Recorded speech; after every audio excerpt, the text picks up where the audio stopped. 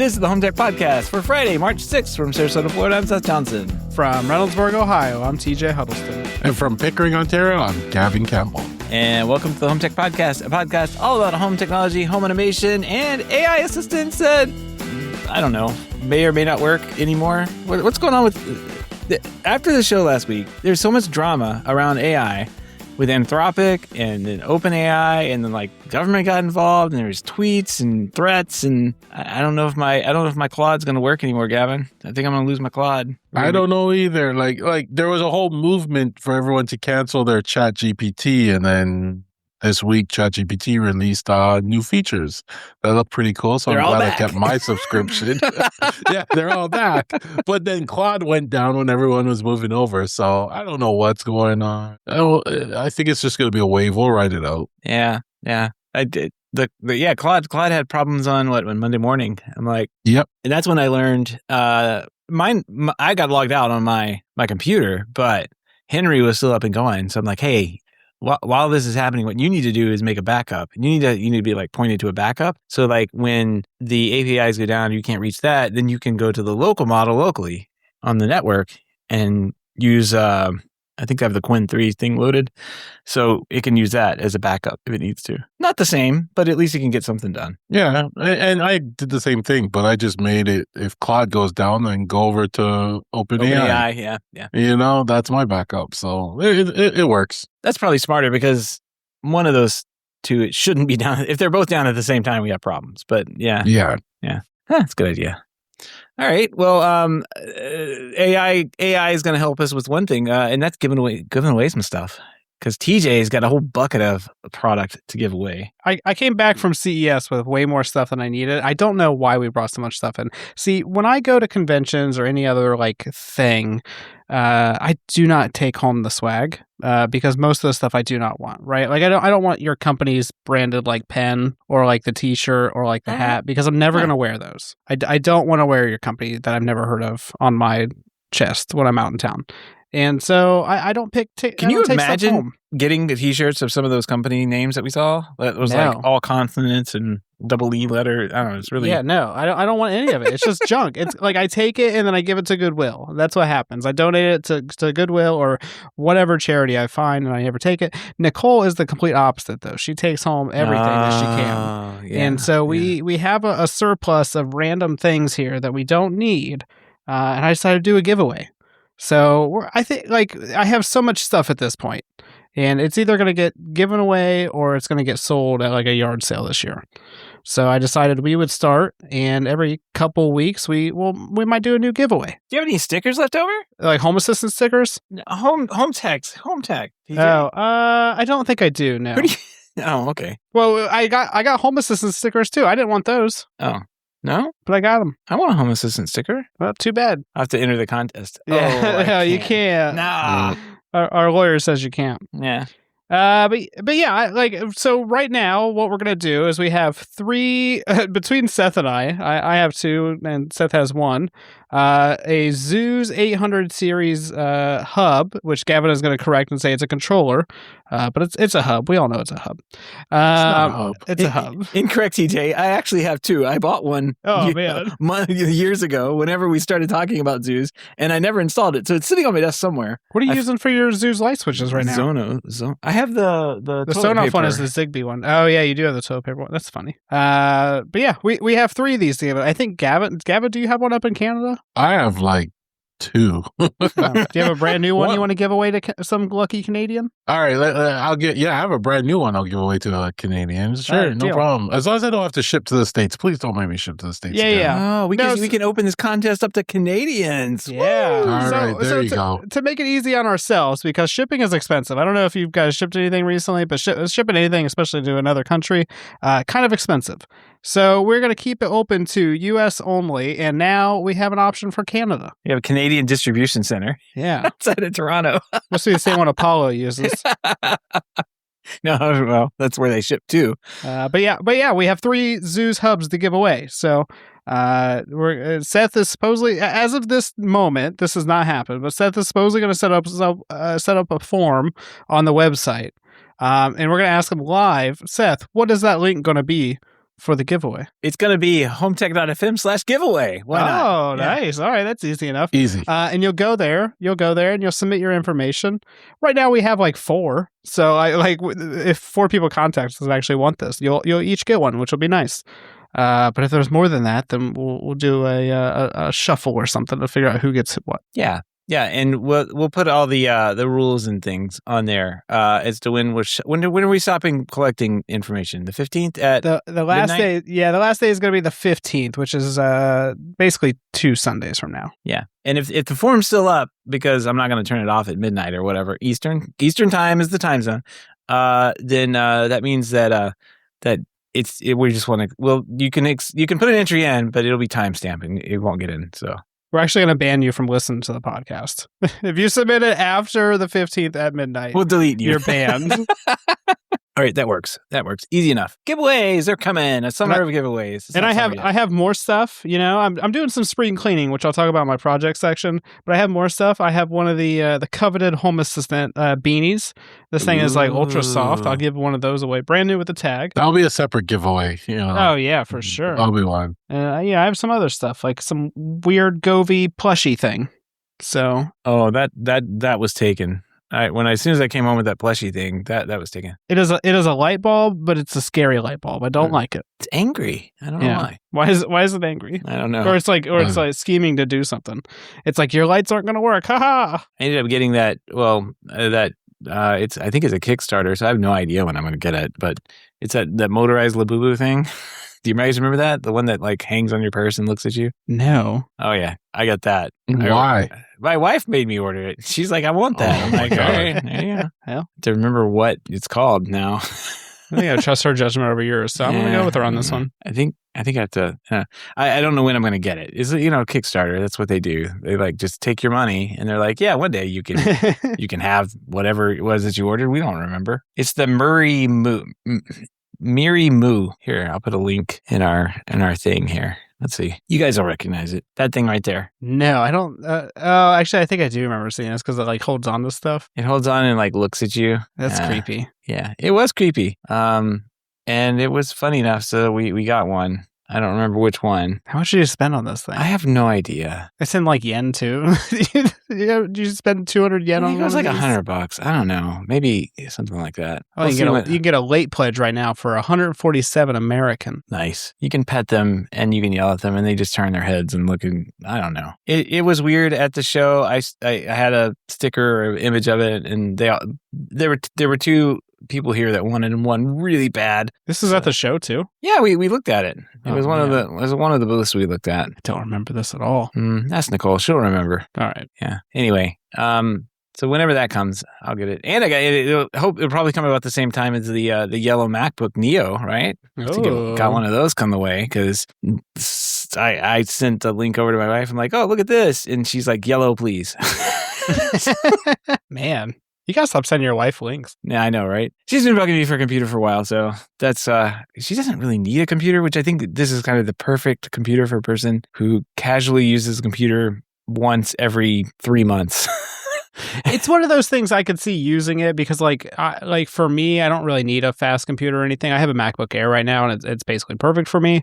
But like, I could get away with using a tablet, but I need a second key. I need like a keyboard. Yeah, I like the keyboard. This seems like a tablet with a keyboard, which I'm fine with. Yeah. Which is what a laptop, I guess, is. But something like that. No touchscreen, though. Yeah, no touchscreen, which is very, very odd for having an iPhone chip in it. But yeah, it's that's the thing. It's an iPhone chip, and I told her like, hey, it's the same chip that's in your phone. Oddly, she still has the 16, and it's pretty much the same chip that's in that one, I believe. So, but yeah, I got it for. We'll see how it works out. Thought about getting 2, one for my daughter too. I'm like, no, not yet. She's not ready for I have enough old janky computers that I can pass her way that will work fine enough for the random things that she does. So, but I don't know. My wife kind of needs one, and she kind of doesn't. And for what was it, like $500-$600, depending on what you get, or $600 or $700, depending on what you get, I guess. It's not. That's a pretty good entry level Mac. I think this probably be their most popular Mac that they sell for sure. Anybody gonna get M5? Gavin, you get M5 Mac Pro? I don't even know what I'd do with it. I have I don't even know what it's called. The big expensive one. MacBook It keeps Pro. one of my feet. Yeah. It's keeping one of my feet warm right now. Maybe I'll get another one to keep the other foot warm. Yeah. There you go. Yeah. You can stick them on top. It'll be double heat or whatever. Exactly. Gavin's work just sends him laptops all the time. I'm pretty jealous. I wish my work would send me laptops. They would. Just ask it. I get these laptops and I have to do testing on it, and then when it's time to send them back, they're like, nah, just keep it there Yeah. in case. I think we could do some trading whenever I come up there, Gavin. Oh no, I gotta keep them. They're super secure laptops. So I can't give super them away. super secret. They're on those. Yeah. Well, one of them's probably not even released yet, so no. I don't want that one though. No. No. It means it's I want the good one. that means it's buggy. Yeah. Yeah, trust me, I've beaten these up a few times. They keep locking up on me and stuff like that, so I gave up on it. That's why they're and they're Macs, so that's why I put them under the desk. I'm still waiting for a MacBook with cellular. Like, come on, just give me cellular. Everything else has cellular. The watches have cellular. They don't even need cellular, but they got cellular. iPads have cellular, which, sure. I need a MacBook with cellular. This Mac is running on an entire, like a phone chip inside of it. And It doesn't even have cellular, which makes sense. It's like, it's meant for like education, right? Like education is not going to pay for I don't cellular. know. I think this is probably going to be one of their top selling. I think this is going to sell more units than any one of their other laptops. Cellular will be coming. It's a highly requested feature. I can tell you that eventually they'll get to it. Like, especially in the more expensive lines, because the execs want always on laptops now. It's a new thing. That's what I want. I want to be able to just like, because that's the kind of the advantage of an iPad. That's why I like having an iPad, is I take it somewhere and I start using it and I don't have to think about having it connected to Wi-Fi. And I do that with my phone, obviously, because we've been doing that for a couple decades now. But like, I don't have that option with my laptop. And I do with like certain Windows laptops, but like the options for Windows laptops with cellular in them have always not been good options. They've always been like the most like the most business oriented laptop you could ever imagine. It's really like the ThinkPads and stuff like that. But they've never really been like a thing in the space. So I just want cellular on my laptop. I'm not going to use a lot of data. But I just want to like use it so I don't have to worry about connecting to something right away. Get like a cloud PC, and then you can use your iPad and just remote into it. No. Well, it solves your problem. Do you not know who I am, Gavin? Okay, I'm not going to do I that. just want a cloud Trying PC. to keep you happy. Yeah. No cloud PC. No $3,300 monitor. Yeah, definitely not that. I buy my monitors off Facebook Marketplace, so. You know, this is not a bad place to buy them because they from time to time they'll have good deals. But not, I don't know. I've been laughing at Sarasota's Facebook Marketplace because very rarely does somebody have a deal on there. It's kind of an insult. It's like, that's retail price. Yeah. Just because you didn't want it, or like you need to chop some more money off that. It's ridiculous. All right. Well, that's the new Mac pre-orders. I might get an iPad, not a MacBook Air, but the iPad Air. I don't know. That seems kind of fun. An M4 and an iPad Air. That's crazy. All right. We got a bunch of HomeTech headlines tonight. So what do you guys say we jump in? Let's do it. Let's do it. All right. We got Sonos leaks from Canada. An unannounced Sonos portable speaker called the Sonos Play has appeared in Canadian Best Buy, suggesting the new model, positioned near the Move 2. From the listing, it looks like a slightly smaller Move 2 with a carry loop on the back. It's said to support Wi-Fi for multi-room audio, up to 32 speakers, of course, AirPlay 2, Bluetooth 5.3, and it also has an aux input for connecting external audio sources. Has TruePlay audio tuning and IP67 for water dust resistance. So pretty much similar to the Roam. They had it priced at Canadian $399. Can that be right? With a March 31st, 2026 sales date. So should be right around the corner. Yeah, that's kind of interesting. They've really been trying to add more portable stuff in the past couple of years. They haven't had any traditionally, but they have the Move and the Roam. So why not add a third one? It kind of seems weird for it to be basically the same as the Move. The Move. Yeah, I was like, I had Roam in my head, but yeah, it's kind of weird that it's basically the same price as the Move though. But I guess that's just a natural evolution for them. It's $399 Canadian, so that means it's going to be like $299 American. Yeah. Isn't the Move more expensive? Yeah, the Move is like $399. Yeah. What's the little one? The Roam is at $199? That one's like $199. So there you go. $199, $299, $399. Yeah, it's right in the middle. I guess that makes sense. I don't use Sonos anymore, so. We leaked this on purpose. It's revenge for the Olympics. For the Olympics. There. Yeah. Sorry. Yeah. But I don't know. Like, was this a highly requested product? I don't know. Like, they always give you stuff you don't request, Gavin. Yeah. Of all the things they could release, I mean, were they just trying to were people complaining that the Move 2 was too expensive? So they're like, let's go with a cheaper one, but more expensive than the other one. I don't know. Yeah. You got options. You got options. That's right. Yeah. Yeah.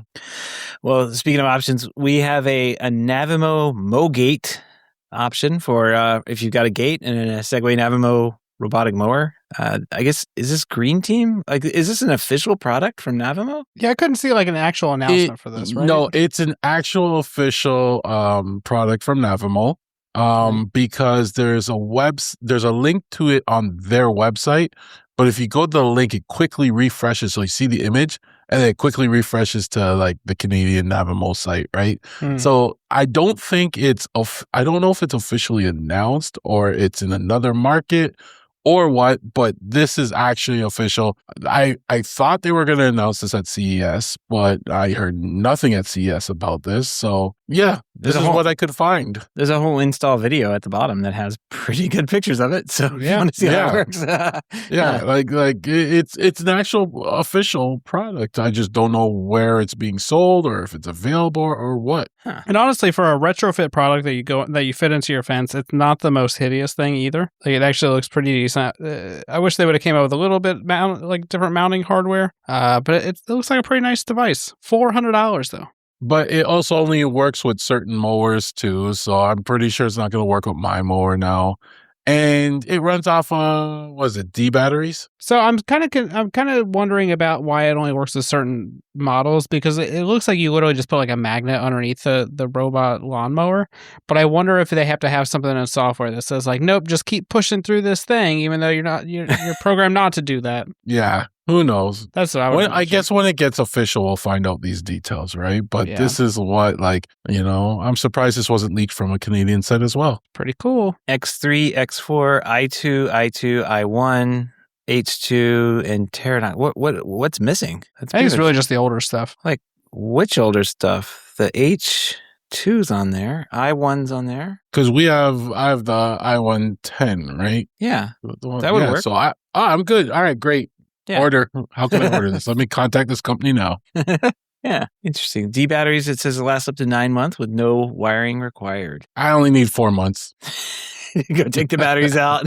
This was my biggest problem is, my mower's in the backyard. I have a gate and, then I'd have to, you can't automate it in any way. So I'd have to go and open the gate and then send it out and go do its thing, come back and open the gate for it to come back in. Now it can get around it, and it seems like the magnet unlocks it, so it's not like a permanently unlocked flapper for animals and stuff. So that's cool. I'm trying to find the part in the video where it has the magnet thing. I want to see it. It's towards the end because you put it underneath. Oh, you put it on the little bumper thing on the front. Yeah. Oh, okay. Yeah, they should have thought out of the box a little bit more. Maybe it's just a giant ramp that goes up and over the fence would have been a better giant ramp. God. Could you imagine? It would be hilarious. This actually reaffirms my decision to get rid of my front lawn and turn it into garden beds, though, because I can do that for way less than $450. So thank you, Segway. But you'll miss out on watching this thing drive through your fence or whatever. Gavin will get it for us. Do the ramp, Gavin. It's a really good idea. Don't do the ramp. I was going to do a lift. Actually, a drone. Get a drone to carry it over the fence. Yeah, there you go. You can take it right to the area it needs to mow. Yeah. Man, so we need to contact Segway and give him this idea. Have you thought about a drone instead of a gate? I'm going to call Wayne up and tell him about my ramp idea. It's I saw your $500 gate thing. I got a better idea. What if we made it $12,000? What if we made a big ramp? Here's another good idea from UniFi. UniFi has they're introducing the U7 mesh, the little Coke can, tiny little Coke can size mesh access point, designed of course for Wi-Fi 7 because it's got a 7 in the name. I like these. These look good. They mount up in places well. They hide away well. If you got to have an access point out in the room somewhere, this is probably the one to get. I used the U6 ones, the 6 version. TJ, you're saying they got really hot. I mounted some outside and tossed one up in an attic above a room. They do get hot. They do melt, yes. Yeah. Interesting. It's such a good design too, because the form factor is pretty nice for what it is. The mounting hardware I'm not a fan of because it's just not like really meant to like mount on the wall and stuff like that. But honestly, the form factor is nice. But yeah, there's a lot of posts on the internets about them melting. They melt? They get hot. If you go and just touch it, you'll feel the heat. Oh yeah, like all Ubiquiti devices get hot too, but this one is like ridiculously hot. Yeah, weird. But I like how you can like mount it in the ceiling upside down and stuff. They have mounts for it. It's a nice device, and I guess this is just the next evolution of it, right? Like faster, better antennas, faster. The old ones did mesh as well, so I don't think that's new. The mesh thing I'm confused about because as far as I know, all UniFi access points do mesh at this point. Yeah. It's just a setting under the Wi-Fi setting. So if somebody actually knows and you're listening to the show, like write in an email and tell me. Feedback at HomeTech.fm because I really don't understand what the mesh is about. All of their access points mesh. It's just a name for this style. It's just silly though. Yeah. Just call it like U7 Coke can. Mesh is probably U7 pill bottle. I don't know. Yeah, they're about the size of like those little small Coke cans, like the little smaller versions of Coke, the little Coke minis, but a little maybe taller or something like that. So good product. I've always liked them. I see them melting though. That's crazy. Mm-hmm. Haven't seen that happen, but that's wild. Maybe they had some quality issues. It doesn't seem like if the top melts off like that, it would be waterproof anymore. Right. You couldn't mount it outside or anything. Yeah, they're very solid too. I mean, they're very heavy devices. I think I actually have one on the front of my house right now. So it's a fire hazard. It hasn't melted yet. I got it for free actually from somebody. So now you know why. We'll find out. All right, let's move on here. We got Aqara having a new smart lock Q400. It's added support for Samsung's new digital home key, which is Samsung's NFC unlocking thing. That's kind of like what Apple has, and I think Google may have too. But this is really cool. New key, a new key that stores in your Samsung wallet, and you walk up and tap the lock, and it opens up.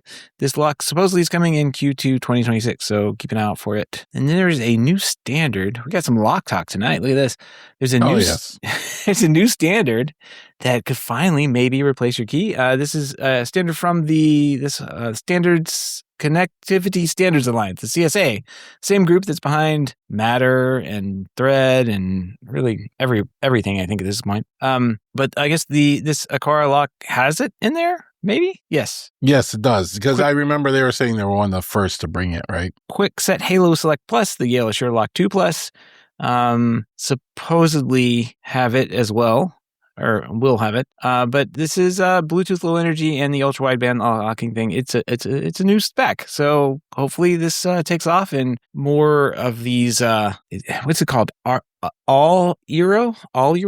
Yeah. Aliro. Yeah, I don't know how to say that one. They could have come up with a better name for it. Us Canadians would say Aliro. Okay, well then we'll go with Aliro because that sounds right. Apple, Google, and Samsung committed to supporting it. So there you go. Hopefully it with it being through the CSA, we'll see more of this in the future. Especially maybe it'll expand outside of the like the home area too. Like maybe it'll be in access control keypads and that kind of thing.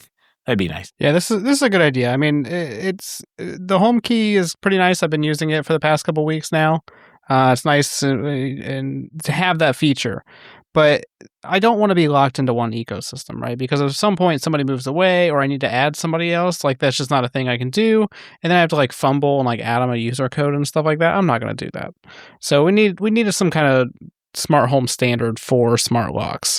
Because I don't want to have 20 different apps to unlock my door. Yeah, and that's one of the reasons I'm afraid to switch over to like Android from my iPhone because I don't know what I'm going to lose. Everything. You know, when you switch, like privacy. Remember when I did that? It was awful. You're back on iPhone now, right? Friends. Yeah. I remember you were so excited to get off the iPhone, and I was like, no, TJ, don't. And you did it, and then the next week you were back again. He's back. Yeah. He's back. It took me a month and a half or two, but the Android stuff looks cool. I'll give them that. They have some cool looking products. No, I see some. Yeah, they have a lot of nice looking phones. Like I have friends that are showing me their fold phones and stuff like that. And they're cool looking phones. A lot of times they're broken though. The fold, she already broke the fold within a year. But they have some cool features and stuff. Bigger screens, blah blah blah. But I mean, nothing that will entice me to move over. It's really the ecosystem that the Apple stuff is good at. Like it's not honestly the Android ecosystem seems like it's better for a phone, but like where Apple works is that like their headphones all work together and they have the smart or the AirTags and they actually work on like the Samsung version and like all this other stuff. So it's really the ecosystem. If you don't care about the ecosystem, the Android is going to be a better option. And that's why I was like tempted a number of times to get an Apple MacBook or something too, because, you know, that's like the one thing I'm missing out on. You know, being a Windows user, there's the phone integration kind of sucks. Yeah. Windows kind of sucks too, but hey, let's not get into that. Yeah. Hey, maybe I can run OpenClaw on this MacBook I have sitting here. There you go. I found a use for it. You finally found a use for it. There you go. We'll get into that later. We'll get into that. All right. Well, new standard CSA. Hopefully it takes off. We've got a new robot from Shark Ninja. The Shark Power Detect UV Reveal, and that UV, yes, it does have a UV light in it, and yes, it will look for stains, invisible stains. Thank you. I don't want to see this driving around, exposing all my stains on my floor. I already know my floor is gross. I don't need to have visual representation of that. Wow, there's so many jokes I can make with this.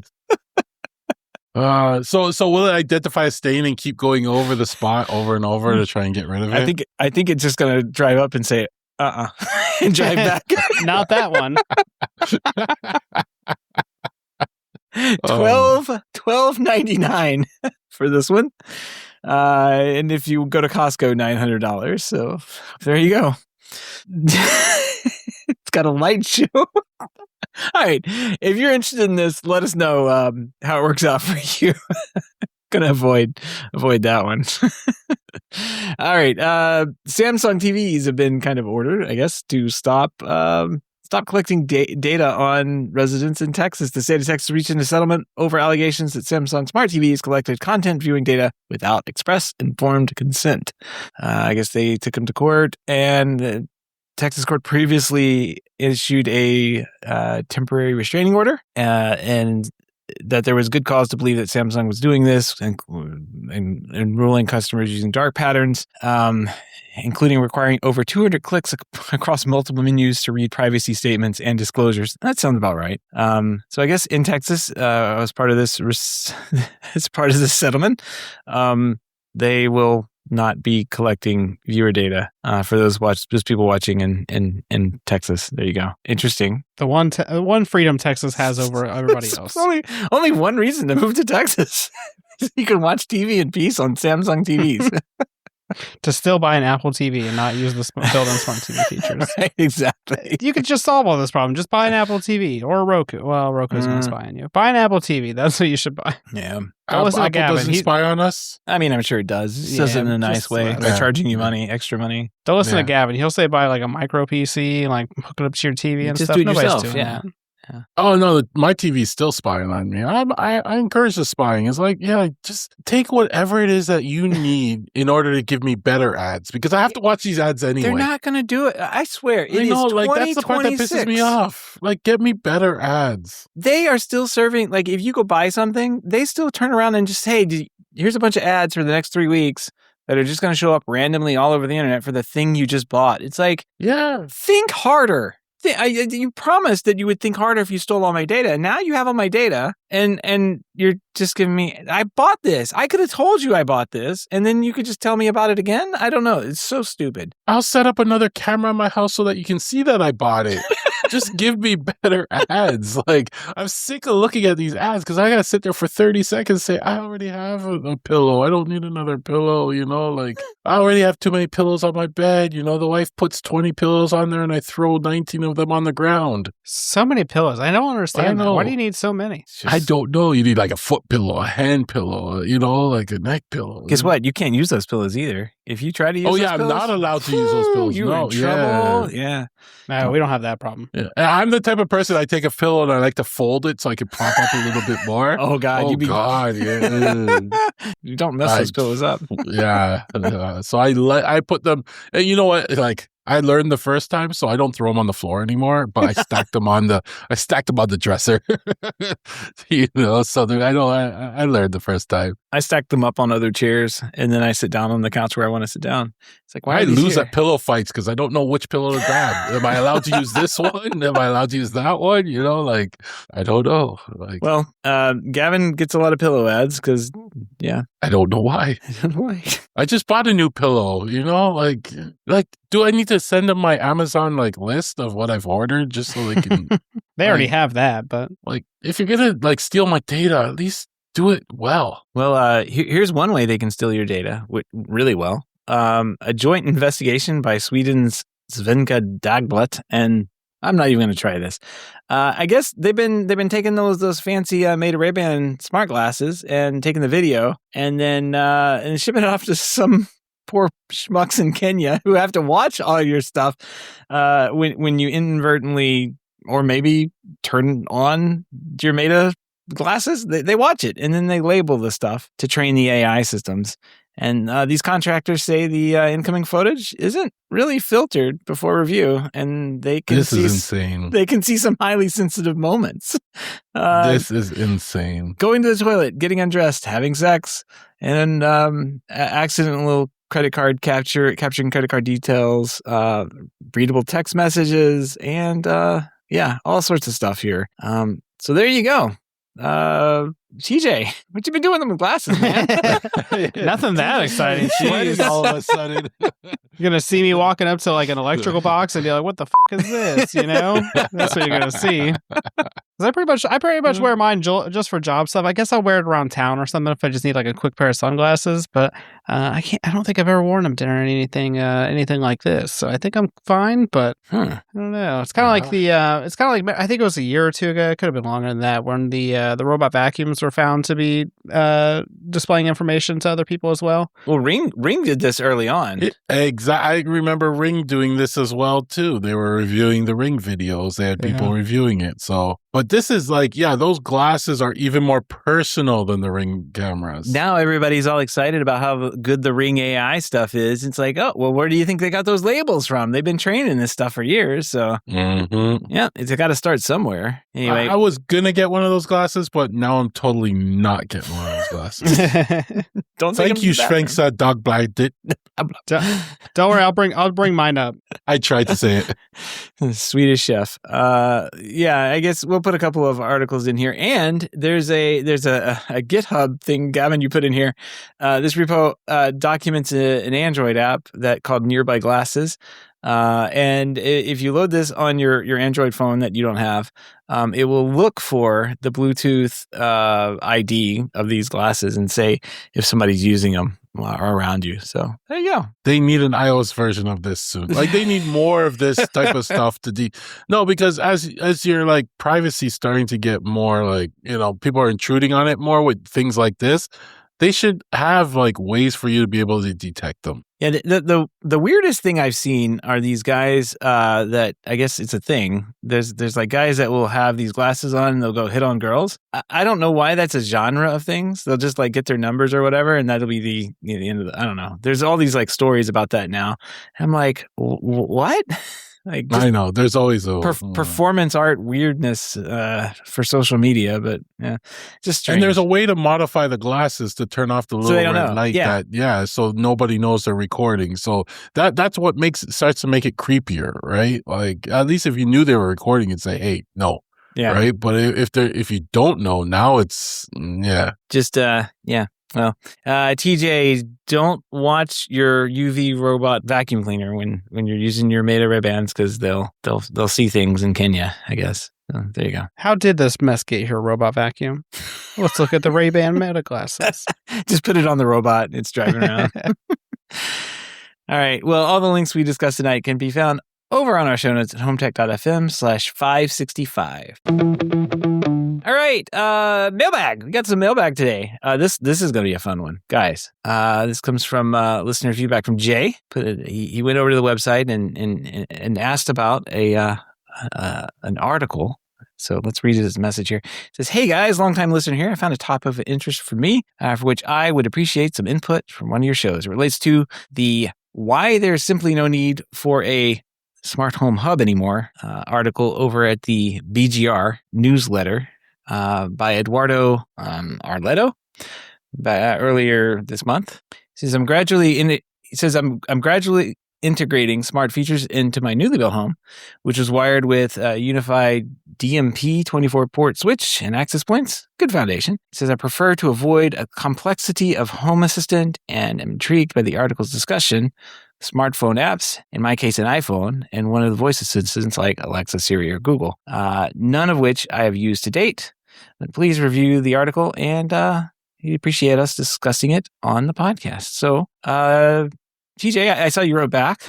Let's start with you. What do you think? No need for a smart home hub in 2026? No, you need a hub. This pops up every once in a while where somebody's like, we don't need a smart home hub. We can just use, and not this person specifically, but like in general, we've seen an article like this posted quite a bit. And it's like, we don't have to use a smart home hub. We can just use every manufacturer's app and that's it. Everything just relies on that. But also, we're going to use Alexa to tie everything together. And it's like, okay, Alexa, that's the hub. That's what you just said that you were going to avoid. And that is literally what this article did. This article was like, you don't need a hub. Hubs are dumb. They're such a waste of time. You know, when your hub goes down, everything breaks. You know what you should use? Alexa. It's a hub. That is a hub. The point of a hub is to make sure that you have a centralized place for everything to go, right? It's kind of like having a rack in your house. Do you need a rack? You probably don't need a rack. But if you have a rack, it's where all your networking equipment and all your camera equipment and everything is, because it's just one central location for it. That is what a hub is for. A hub is to combine all your smart home devices into one place, so that way you don't have to go to 20 different apps to control everything in your house. Because when you have a problem, you're like, my lights don't turn on. Do you want to look at 3 different apps to figure out why your lights don't turn on? No, you want to look at one app and be like, my lights don't turn on. Where's that at? Okay, there it is. I fixed it. And so like this whole argument that like you don't need hubs anymore, you need a hub. It's fine. The hub makes everything easier. All right, Gavin, do you think you need a hub in 2026? Hell no, you don't need a hub. Hubs are overrated. No, I totally agree with what TJ said. Like, first of all, the article is wrong. Like, they were recommending a hub while saying you don't need a hub, right? I mean, there are ways you can have a bit of a smart home without a hub. There's cloud-based products. I mean, I know they're defunct now, but I mean, Wemo their light switches worked without a hub, right? You just had to have their app in a way, right? But you're going to have very limited options. You're going to have like products from many different vendors. You're going to have many apps on your phone, like trying to figure out what app to open. If you just have 2 switches in your house, yeah, you could probably get away with this. But when you start to grow, you're going to need a hub at some point. And even the hub they recommended, the Alexa, you're now like, what do they just do? Zigbee, and they'll do like Matter. Pretty much. So you're losing out on other stuff too. Like, it just gets more difficult too. And when you get to the cloud-based stuff, you have to deal with delays. You're going to deal with outages. You're going to be one of those people when Azure goes down, your product doesn't work. You're going to be frustrated. You know, I know Apple, I believe if you had an Apple phone, you could use HomeKit devices. Still I think need a just hub. with the phone. No, I think you could with just the phone. I can't remember if it worked with just the phone, but you still needed that didn't give you remote access. Yeah. You had to be home for all that to work. I think that it works with Matter as well. You had to be home to use it. So you need a hub. And Alexa, Google, the Apple TV, they're all hubs. Yeah, I mean, the nice thing about a hub is that, like for example, what I wrote back and said was like basically choose your devices on like a local first approach, right? So like all of my devices in my house, they all just work like regular devices. And if my home automation hub goes down, my light switches still control my lights. Like my thermostat still Exactly. controls my furnace. You want to choose stuff that will continue to work. And what's nice about like Z-Wave and Zigbee specifically is that let's say for some reason Home Assistant shut down tomorrow. I could take all of my devices and go to another hub like Homey or Hubitat or Smart Things because they're all supported in those other platforms. But it doesn't necessarily mean that's true for like Wi-Fi smart home devices, right? Like there's Apollo is a good example. Apollo makes great ESP home devices that work amazing with Home Assistant. Not every platform has ESP home support though. And so those Apollo devices aren't going to work with a lot of other platforms because they don't support it, right? And that's not a flaw with like Apollo devices specifically. It's just it's a flaw on waiting for devices to be supported by a hub. And you don't have to do that with Zigbee and Z-Wave for the most part. They just work. Totally agree. And I like to pair my protocol devices. So like my switches, them being Z-Wave, I like to also have like other things that are Z-Wave so I can use associations, right? So I pair them up. In my basement, I have Zigbee lights, so I got a Zigbee switch. I paired them up. And I also like to minimize the number of vendors. So I like to find one vendor, that will make a lot of different products, because when you're in with that vendor, it's usually easier to eat. All their products are very similar that, when something's not working or they work better together, or they're easier to troubleshoot when you have them instead of having 10 different things, right? So I have a lot of Aqara stuff. I have a lot of Zoo stuff. And, I have sprinkles of other things throughout there. So you're going to need a hub no matter this. You don't have to stick with Zigbee. You don't have to stick with Z-Wave. I'm always under the thing of, I always say to myself, like, why stick with anything? Why not just have them all? So I'm not limited by anything. If I see a new product come out and it's Zigbee, I can get it. I'm not going to sit here going, I don't have Zigbee, right? Yeah, you'll need a hub. Just find a good hub. Yeah, and certain things like you can't really find, like Z-Wave light bulbs, for example, aren't really a thing. Like Exactly. There's a couple out there, they exist, but there's not a lot of options. Whereas Zigbee has a ton of light bulb options, so it's really depending on what you want, and that's the nice thing is you can just pick out what actually works for you. And with a platform like Home Assistant, you can just pick whatever you want and make it work. Now he says that they're not interested in Home Assistant, which I would understand. Fine. It is an overly complex system. But I recommend going with Homey or Hubitat. Both of those will still utilize like Z-Wave and Zigbee devices, but they're still like solid platforms. So I think either one of those would be a good alternative to Home Assistant. And I'd even recommend Homey a little more now than it's so nice looking, to be honest. Yeah, it's nice looking, but they're doing a lot of stuff too. They're moving pretty fast. Yeah. I tend to agree. I'd say if you're just starting off, though, you may not need a hub. Like you may not. Like you may be okay. Like if you've got a couple of lights that you want to hook up. Yep. Just use. That's what I said. You could get away with just. You can do it for a while. Get away. Yeah. Mm-hmm.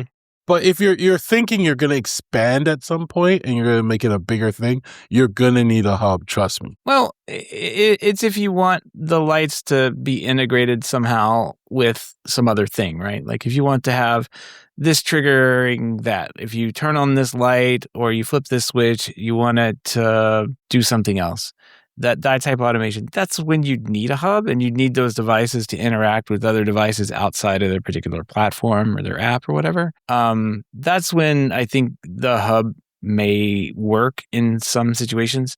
There's a lot of devices out there that are smart devices and they have their own app, but their apps are garbage and they don't work all that great. And then like you want to trigger scenes and you want to like 10 minutes, if this is running for 10 minutes, turn it off. That kind of thing. It's like, well, the light app that you got for the light manufacturer doesn't have that feature. So where do you go? Like, what are you going to do? You can't use Apple. You can't use HomeKit for that because it doesn't have a stupid time. I guess it does have that built into it, but there's some timer features I wish that Apple had in their products that they don't. But like, there are all sorts of like edge cases that you may run into. It's like, I can't do that with the product that I have. And that's where things like the complicated Home Assistant or Homey or whatever, they're all going to complicate your life. They're not going to make anything easier, but they will be able to do those automation pieces. They will be able to like integrate with all the stuff in your house if you've planned it right. Some more than others, like you were saying. But I think if you're just starting off and you want to tinker with, some lighting control product like Lutron or even some Govee or something like that, like you can do basics without getting too much into needing any kind of hub or anything. You want to do voice control, you're going to have a hub. You're going to have to pretend that one doesn't exist in your house like this guy, Eduardo. But like there will be a hub in your house that you'll integrate that stuff with. And you can yell at your lights. I do every morning. I say, good morning or something to Siri. It's just a light scene. And it says executing good morning. And it just turns on the lights for the morning, eating breakfast and that kind of thing.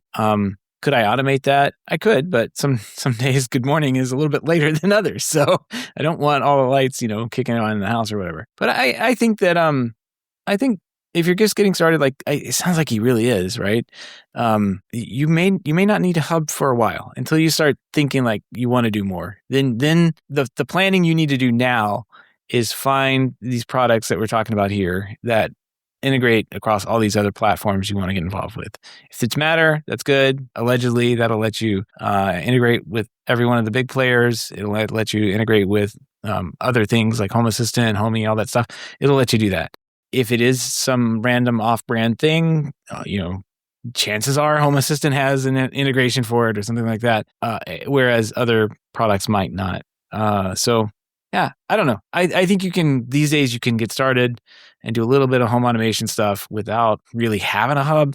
But if you start wanting to do more with it, then that's when you probably should look at one of these platforms. That's my opinion on it. True that. I just like that you said you don't need a hub, but then you recommended Lutron, which needs a hub. Well, Lutron, it's like it's a hub for their lights, I guess. Right. Yeah. They don't have independent light switches or whatever. But yeah. Lutron is always a good option, though. Yeah. You can't go wrong. I mean, I think Lutron for like swapping out the light switches itself, because I'm not a big fan of I guess Hue, right? Does Hue have a hub? I guess they do now. Yeah, they do. Yeah. Same thing. But I don't know. I'm a fan of that because then you don't have all these Wi-Fi. I mean, I have a couple of those Wi-Fi lamps on my network. When I flip the switch, sometimes it takes them a little while to connect to the light, the network, and you can't adjust them or turn them back off using the app until they kind of warm up and get going on the network and start talking with the hub that I have. So in any event, a hub may be in your future if you like this stuff. If you don't like it, stick with the 5 or 6 apps that you'll get for the random products that are out there. But yeah, I don't know. This is an age-old article. It's like literally everything has a hub these days in some way, shape, or form, or needs it for better integration with stuff. I think you do need like with HomeKit to have it working correctly. You need to have an Apple TV laying around inside your house or something like that, right? Or does it work separately now with what was Matter? The question? With HomeKit, don't you need to have an Apple TV locally or something like that? Yeah. So that's the hub. All right. Fun topic as always. Pick of the week though. We've got a good pick of the week. No, we don't have. What happened to our pick of the week? We don't have one. TJ, we're gonna grab TJ Travels and bring them on over. What is this, TJ? That's why I pick them. Which one is this one? I don't know. I clicked it and it doesn't have the image. Yeah, why doesn't it have the image anymore? Oh, it's there. You just go into it and maybe look at it a different way. I think this is the vet's office, isn't it? I don't know. All I can do, I can delete it, I can edit it, and I can. This is stupid. Let's see. I can rename it. I guess that's weird. I'll download it, and that way I can look at it. Yeah, then explain it to me. It didn't. Act like I'm blind. Did not download. The image is gone, but the preview's still there, so I don't know what it is. I think mine's downloading. It's thinking about it. What good is a note server that can't? Oh, there it goes. I got it. It's my downloads folder now. Nope, it's a 6 gigabyte file. That's not an image. Man. All right. Can we open the other one? We can't even open the other one. I don't know. Huh. I wonder why. It's just being a dick, I guess. No picks of the week. No pick of the week. Why would we save these? This is what I get for using open source software. It's never bit us in the ass before. So. I know, right? It's always been flawless until this moment. One day I'll be able to change the date on it too. It sucks. I don't know what's good. You can click to the left where the image should be, but it's not there. But the preview is still there for some reason. No, I'm not, because my stupid copy and paste doesn't work. What the heck? right. Well, no pick of the week this week, That's guys. such a weird problem. Don't know what's going on. No idea what happened to this thing. Doesn't make any sense. Nope, it doesn't. Strange. All right, time for projects. No pick of the week this week. But if you have any feedback, questions, ideas for the show, or picks of the week, give us a shout. Email address is feedback@HomeTech.fm, or you can head on over to HomeTech.fm/feedback and fill out the online form. Project updates. Home Assistant got some updates. The 2026.2 and 2026.3. I think they were just like incremental, right? Didn't we talk about 2026.2 already? I mean, who That knows? should've been Gavin, that always That puts should the have been same. deleted. Yeah, Yeah. no, that one should have been deleted. You probably did. It's Nah. duplicate from Gavin is what it was. But 2026.3 was released this week. It wasn't a big update because 2026.2 was a big update, so they didn't have a lot in this. But what they did have was a lot of little changes. So there's a long list of little changes, and if you have one of those products in that list, they just got a little better. But of what they did add in this update, there were two things I'll point out that are like really good. So first, they updated the robot. They added robot vacuum actions. So now, if you have a Matter robot vacuum, an Ecovacs, or a Roborock, you can map the areas in their app to areas in your Home Assistant, and now use the actions to send the robot to clean that area specifically. Go clean up that stain on the floor. Use your UV light to. Yeah, you could say go clean up the kitchen, and it will know where the kitchen is and translate it and take care of it and stuff like that. So it's pretty cool. I do that kind of now today with my my iRobot, but that was like a pain to set up because I had to get the codes and stuff like that. But I could do that today. But now it's more integrated nicely with those things. So that was one nice thing. And another thing they added into the GUI, I've been doing this for a long time, but I had to add it in the YAML. But there is now an option to continue on error with the action. So if an action were to fail, instead of the whole script failing, you can have it just continue. Anyways, to you don't want like a device that may be offline to stop your whole nighttime routine from running anyway, right? Mm-hmm. So they just didn't know how to put this in the GUI, but they finally solved that problem, and now it's in the GUI. So you have a continue on error option, a little checkbox you can turn on. So those were two nice things. I did upgrade it. And after the upgrade, it broke one of my integrations one of the ones I wrote. Nice. Right. And so, I wrote it so long ago. It was for my floodlight cameras. I wrote it so long ago that I was starting to dread, oh my God, I have to go like troubleshoot this and figure out why it's not working now. Nope. I told Cursor to go look at the logs and update the integration to work. And Cursor went, looked at the logs, found out why it was broken, went into the code, found out where in my code it needed to be updated, even told me why it needed to be updated. And it said, I can fix it for you. I said, go ahead. It went, updated all the code. Do your thing, little buddy. Came back. Yeah. And then it came back to me and said, restart and you should be good. And I said, hell, why don't you restart? Why are you Stop telling me to do this? Yeah. Stop telling me to do something. So it went off, it restarted it and back up, and then it came back and it said, yep. And I checked the logs, all's clear, everything's working. It fixed it for me. Like literally like in 5 minutes, it fixed all this stuff where I would have had to open up the code and figure out how I did this all again and where it was breaking and debug. No, Cursor, like it's next level once you get these things tied into your Home Assistant. I swear, like I feel like I'm getting a little dumber though, because now I don't know how to write integrations anymore, but I don't need to. Right? Yeah, you don't need to know that. What do you need to know that for? It's useless information. I got people to do it for me at this level now. So yeah, keep an eye out. Some things may break. There are some make sure you update all your integrations. Some integrations you have to update after you do the upgrade. So make sure you read the notes when you do the updates, especially those hacks ones. That's why I never turn on auto updates for a lot of those. No? Because sometimes in their they're like changes, they say you must be on this version for it to work, or else it won't work, right? But they don't put a blocker in on it. So it would still install on the old version, but then break, right? So Yeah, things to keep an eye on. So that's the latest update. I'm on the auto update life, so Yeah, not really auto update because there's no auto update, but I just update without looking at anything, and that's why a lot of my stuff breaks. You're on the So YOLO update. Don't be like me. Ooh. Yeah. See, every time I click update, I read the changes, and and sometimes when there's so many changes, I tell Cursor to review the changes and let me know if there's anything significant.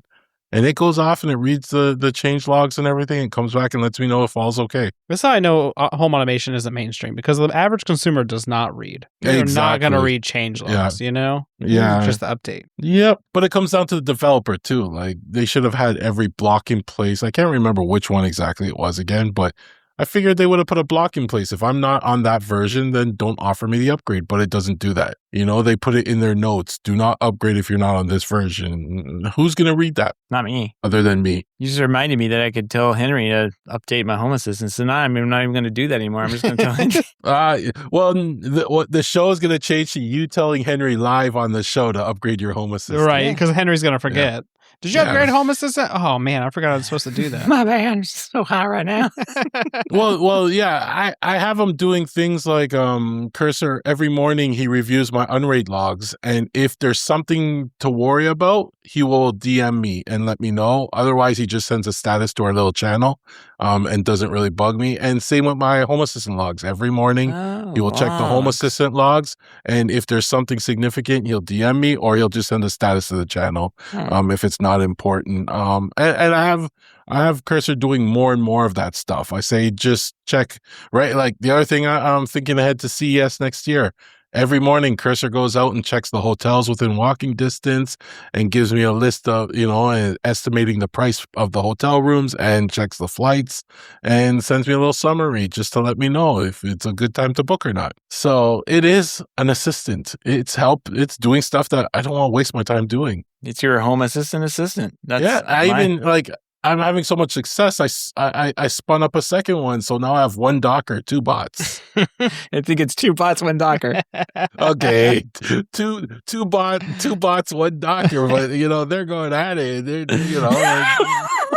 The wrong choice of words, I guess. But yeah, I introduced them to each other. They're like best friends now. Just drinking up those tokens. I haven't, ever since I upgraded to my Claude code and I set OpenAI as the backup, I haven't hit the limits yet. So, I'm good. My Home Assistant is being updated right now. So letting you know that's happening.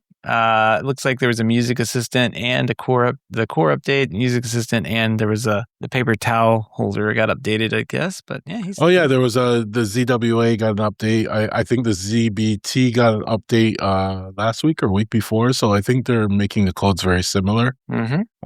Yeah, lots of things always going on with Home Assistant. There you go. Well, it's going to be briefly unavailable while Core restarts, and the firmware update for the ZWA2 will continue on its own after Home Assistant comes back up. So we'll have to wait for that to happen. Yeah, very nice. This makes. I mean, this is great. Have an assistant for your Home Assistant. I mean, yeah. I don't think there's any way to do it. So, Gavin, you kind of mentioned that. I went this last weekend. I went to we went on we had a little vacation plan for a while, but we did like one of those Disney 5K things with the family. Just kind of like went and ran around Epcot, I guess.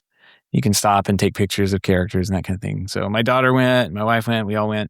But on the way there, I'm telling my wife about like all the stuff and like how, what Henry was doing and this, that, and the other. And she's like, does Henry know anything about like this, and this, like marketing stuff? I'm like, yeah, I'm sure you could just make a model that, make up a agent that knows all that stuff. And she's like, can I have one? I'm like, yeah, I'll make you one when we get back home. So my wife now has her own AI agent called Dot, and she uses that to like bounce ideas off of for work and that kind of thing. She hasn't really gotten into using it too much, but since we had Mattermost set up, like I just basically set it up as another user on Mattermost. So I got Henry and Dot in there now. And it's getting to the point where I was like, you know what?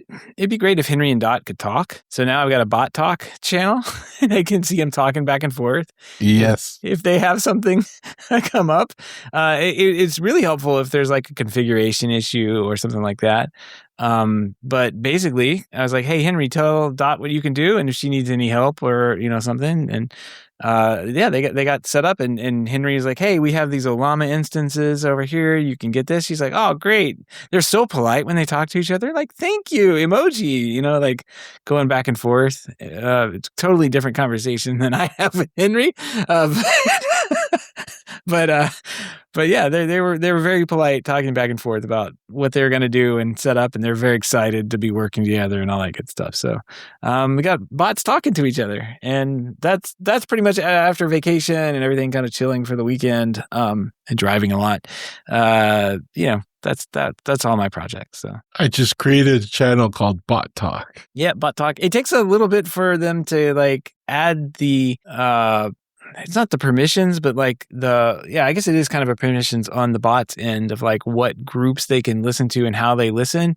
And I basically kind of force them to at each other within the channel so that they, know what they're talking to, just in case I add some more other bots. I don't want all bots to respond. If you need a specific bot, you're going to talk to that bot, right? So that's where Bot Talk's going to live. And they can just go and talk to each other back and forth in there. So it's fun.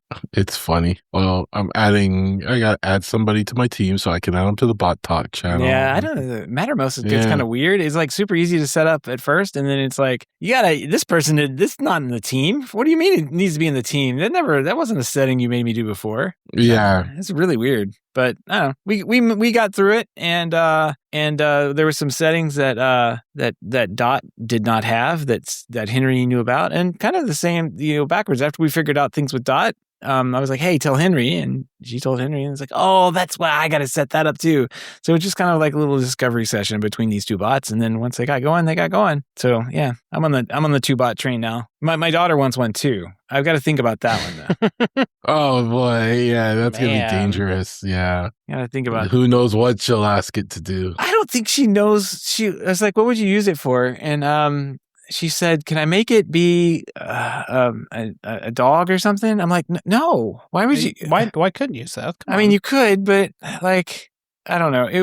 She had some strange ideas about what you use this for. So I don't know. I do think I need to educate her in how the early parts of this work. So either she can survive the wasteland, or be able to actually interact with these things down the road, because this is definitely not going anywhere. The way I'm seeing things, this is definitely changing. So I just asked mine if it could become a dog, and it said yes. Done. So well, I'm glad you got it figured out, TJ, because that's all it's going to do now is beg for food. What's the occasion? Just seeing what I do, or do you need a dog for something special? No, I just need a friendly companion. Just say dogs can't talk, and it's just going to be like wolf. Never responds to me. Yeah.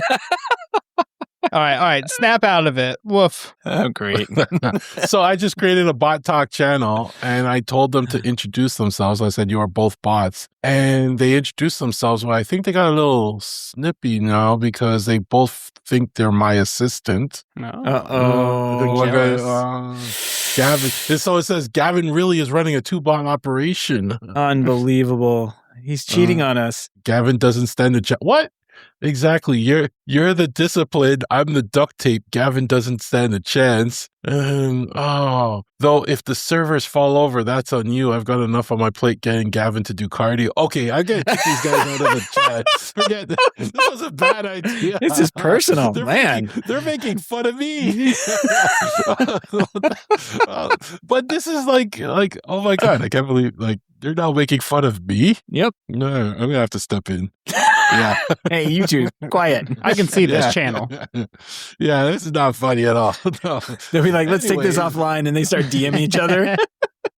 Oh, yeah. They start planning against me. Oh, yeah. Boy. Yeah, think about this now. There's like a whole office dynamics you got to deal with. Mm-hmm. I know. I need an HR bot. Create an HR bot. Yeah, just give them unnecessary layers of administration before they can talk to you. Exactly. Oh man, we have a little company running soon.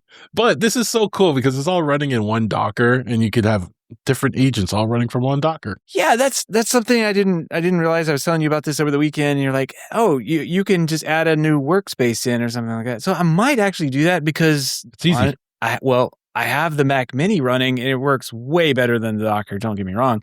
The Docker's nice, but the Mac Mini is nicer. And I can probably, if Eric gets this new computer thing, I will be able to integrate the services for the Mac way better between the Mac Mini and her computer than I can with the Docker. So I think since it's just a folder with that agent in there, I just copy it over and put it, where it's supposed to go. So I could have them just both living on the same computer because they're never going to be in use that heavily anyway. So yeah, the two folders are the config folder and the workspace folder. And then when you add another agent, the config folder is shared, but you need a different workspace folder because that's their soul and blah, blah, blah, their memories and things, right?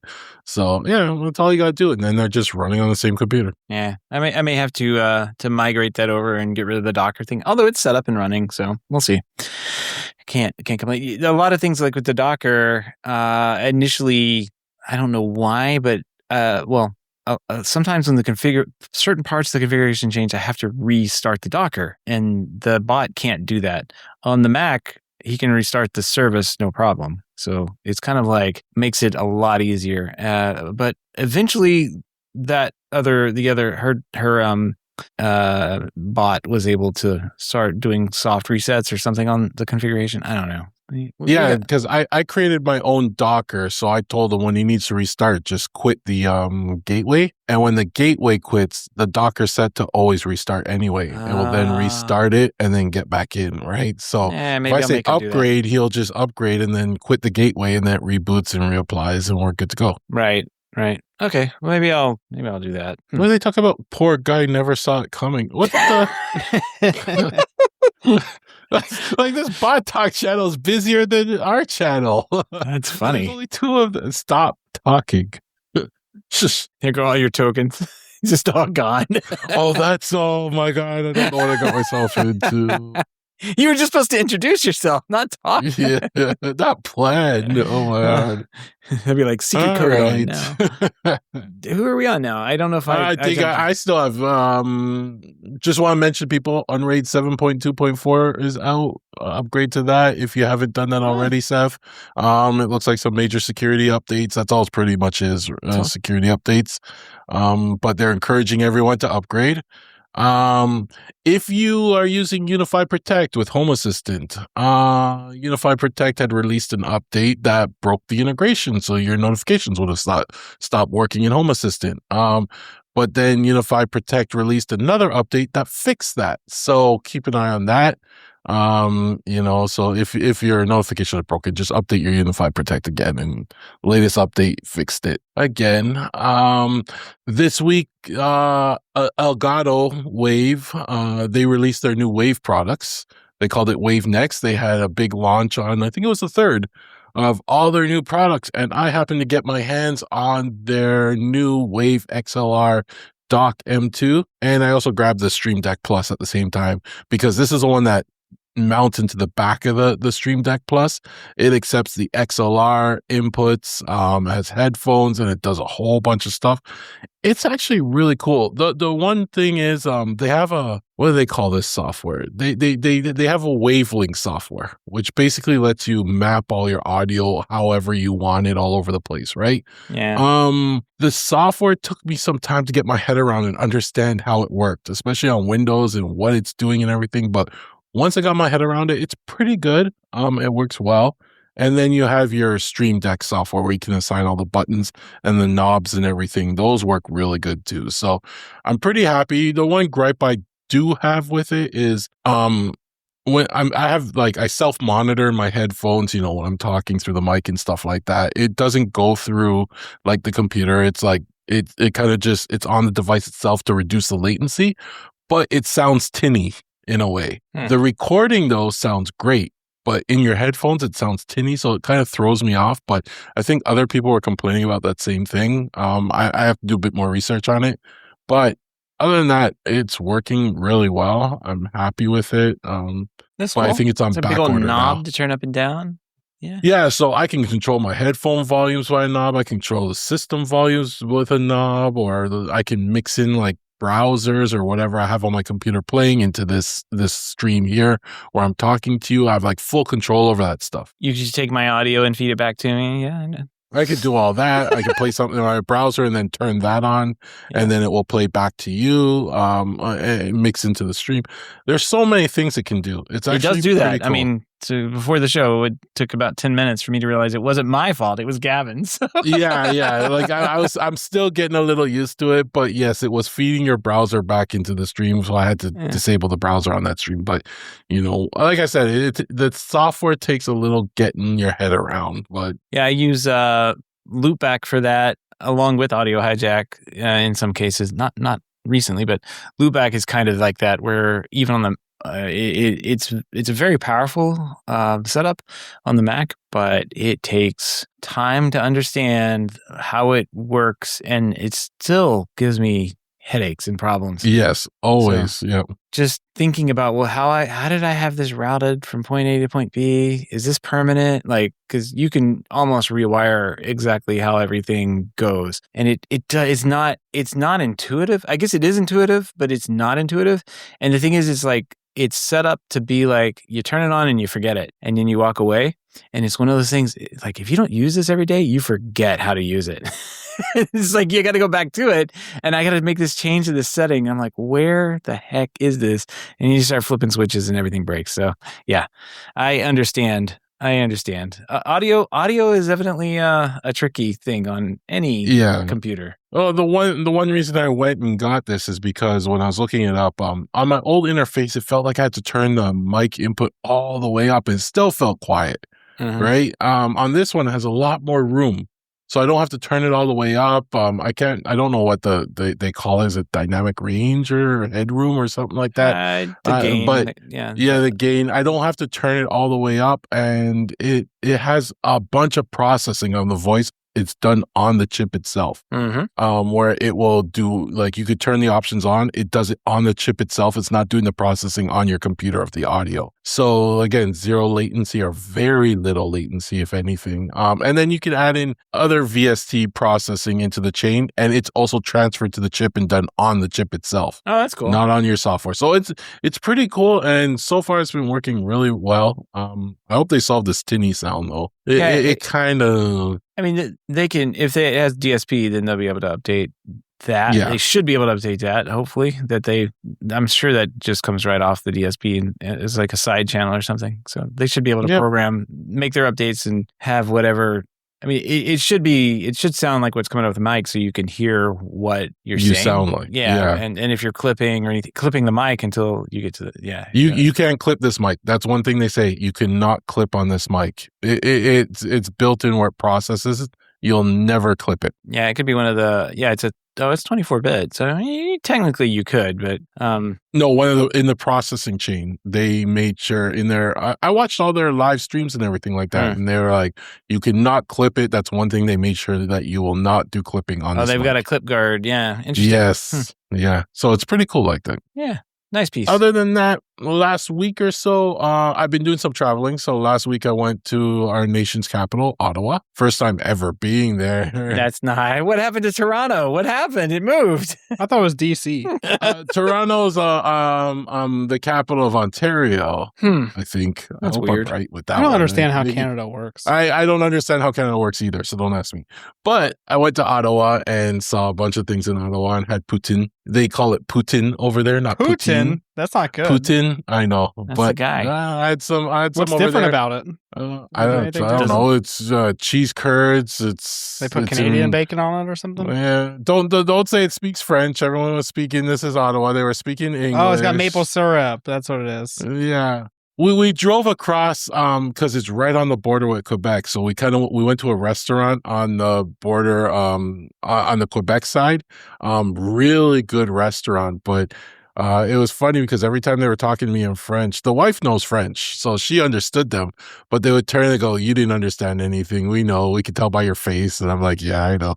So then they just talking English to us, but really good food over there. We had a great time, but just some of the so this was I haven't traveled in a while with some of this tech. So I got to break out some of the usual tech I travel with. The travel router. Remember the UniFi travel router? We took this to CES. I didn't really have good experience with it and everything. They've released multiple updates to this thing since, and it was working great. Oh, nice. Right. So I took it to Ottawa with me, and it's like the foundation of everything because once you plug it in, all my devices just connect to that SSID, or as we call it, SID. And It's Canadian pronunciation. I was getting some flack for that, but yeah, they all, everything just connects easily to that SID, and its setup was great, easy, and whatever updates they did made things better. You can even rename the SID to something other than your home network, so you can plug it in at home and it's no longer going to clash. So they've been listening and they've been updating it, and it's been working a lot better. So now I just plug in my Fire TV, which I also take with me everywhere, and I run MB on, and we get all our TV shows and everything perfect. TJ, you talked about the Anchor foldable 3-in-1 last week, I believe it was, right? Mm-hmm. I finally got to break out mine. That thing's great. It's silent. I didn't hear a fan at all. And I love the fact that it came with the brick as well, right? It came with the cable, it came with the brick, and it charged all my devices. I also have their foldable, it's their MagGo wireless charging station, which is it's like 3 pieces that kind of fold on top of each other. Mm-hmm. I travel with that one as well for the wife. If we have 2 devices, I'll take that one as well.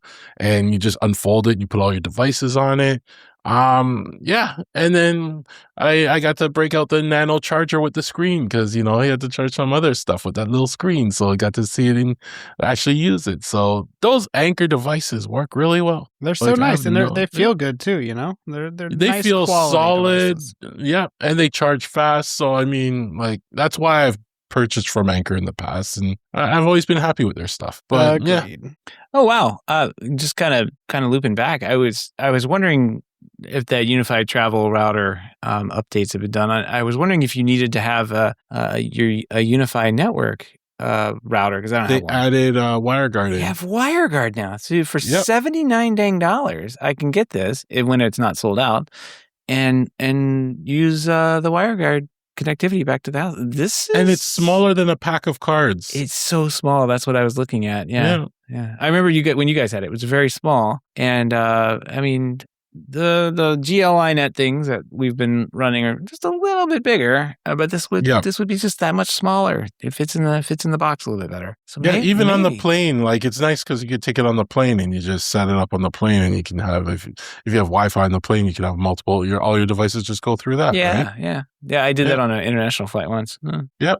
Cool. That's really cool. Yeah, good to know. Don't need UniFi. That wraps up my projects this week, though. TJ, what you been breaking, man? What's going on? You okay? Yes. I've been breaking everything. Yeah, so I decided for no real reason that I would go ahead and upgrade my Z-Wave and Zigbee antennas. I went ahead and got the Home Assistant Nabu Casa antennas, the ZWA2 and the ZBT2.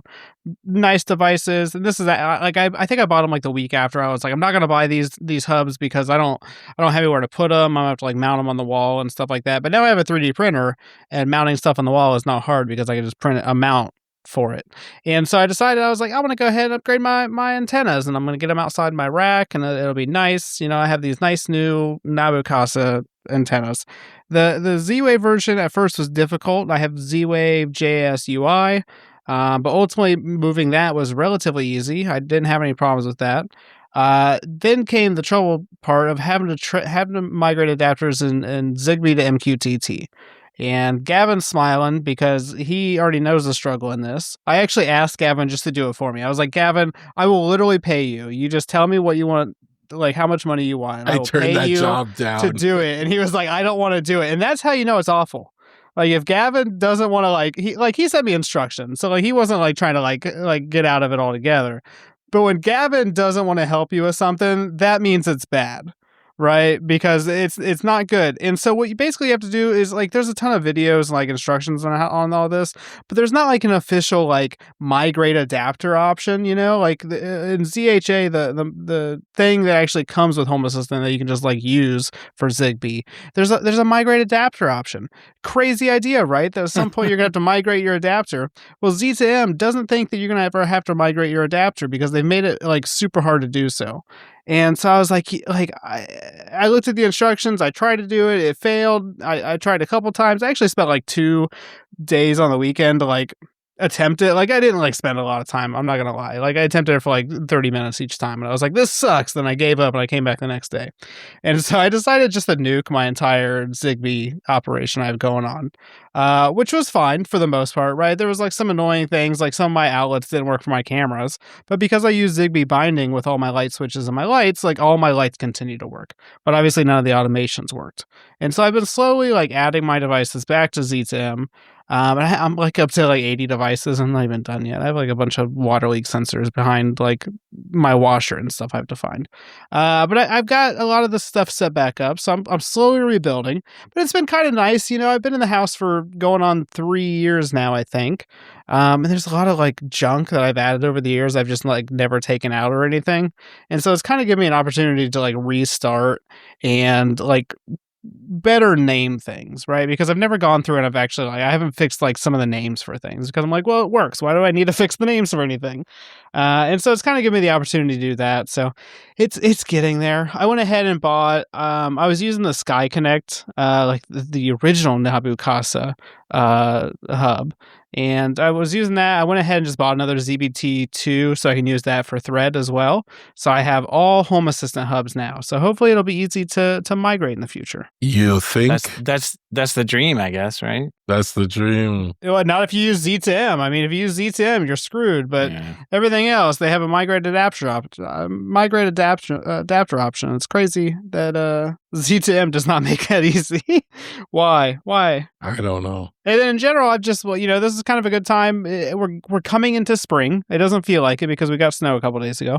But we're coming into spring, and so I'm doing some spring cleaning in Home Assistant.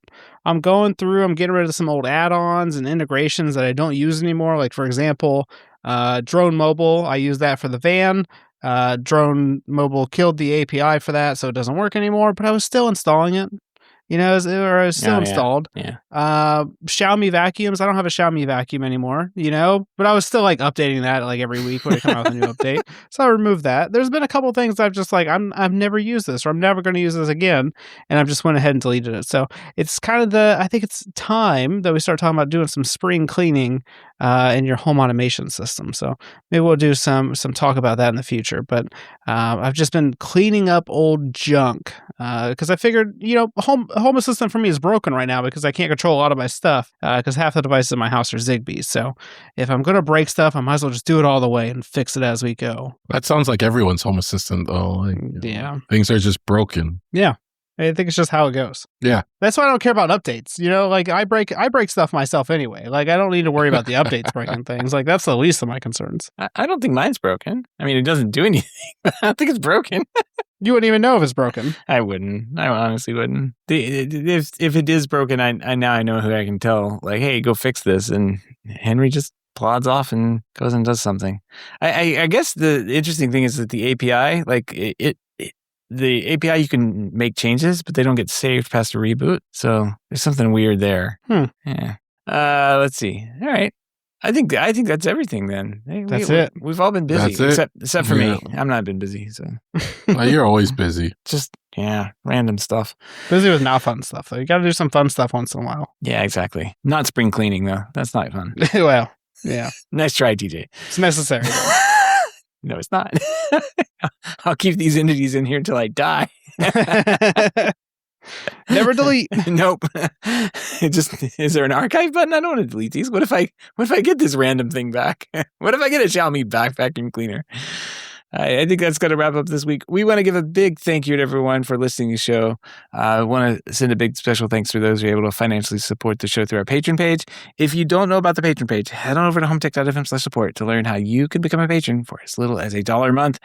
Any pledge gets you a big shout out on the show right on here. We'll say hi. How's it going? But every single pledge gets you an invite over to our private Slack chat, The Hub, where you and other patrons of the show can jump in there and talk about all sorts of fun. You could talk about all the Mac stuff that got released. That was going on in there.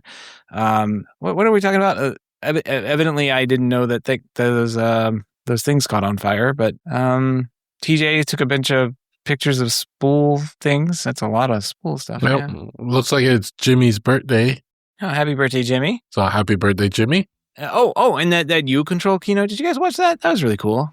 we'll have to get one of those guys on the show. If you don't know about U-Control, we'll put a link to that maybe in the show notes too, because it was a really cool keynote that Owen posted. I think they're over here in the States, but man, they got a nice looking remote. I'm not gonna lie. I like the month-long battery, and they've got a full control platform for controlling stuff. So I think they're kind of like Apple centric, it seems. So check that out. Anyway, we got all that. We got all that there in the hub. If you want to check it out, just go over to HomeTech.fm/support. If you can't support the show financially, totally understand. Just appreciate a 5-star review and a podcast app of your choice. That's going to wrap up everything on the show this week. Everybody have a great weekend, and we will see you next week. Till next time. Take care.